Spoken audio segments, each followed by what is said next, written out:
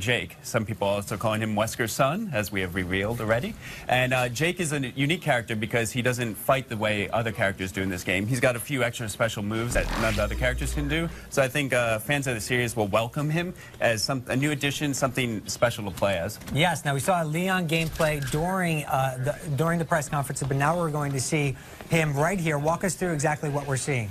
Okay. What we're trying to do is trying to create with the three protagonists different types of horror settings, and one of the most classic elements of Resident Evil has been the Nemesis creature. Jake himself is being stalked by a gigantic creature called Ustanak, and you have to pretty much outrun that creature for a lot of Jake's story.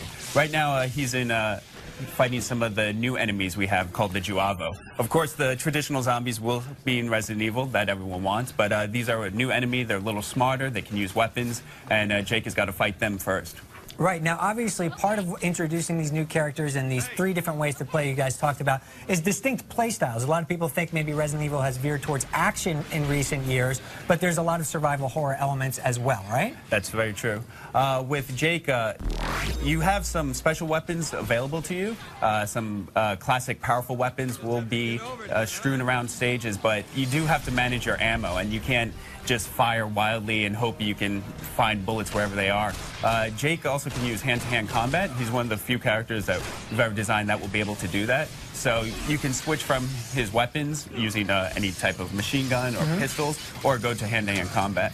Right, and you talked a little bit about the three different characters, but each one has an accomplice as well on their journey through the story, correct? That is true. They each have a partner character. Jake's partner is Sherry, Sherry Birkin, you might remember from Resident Evil 2, which took place a few years ago. So she's grown up, and she's become a successful agent in her own right.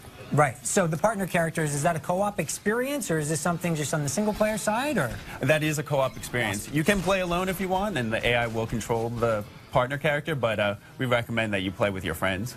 Right, and like you said, distinct play style, so when you go through the game, I mean, there's really kind of three games here in terms of how they're going to play out. Story-wise, how are their perspectives different?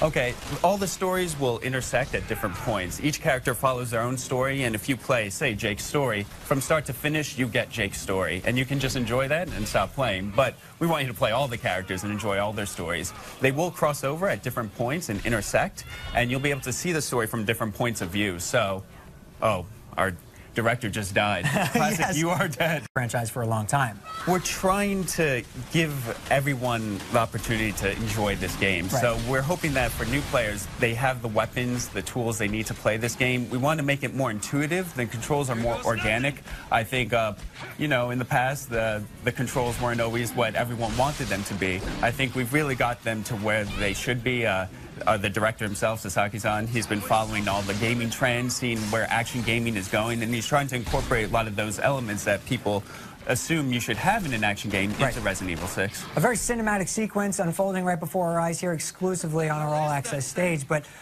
did that help in the fact that you have three different stories? Were you able to craft more precise stories that you wanted to tell, more action-packed moments within all three of them?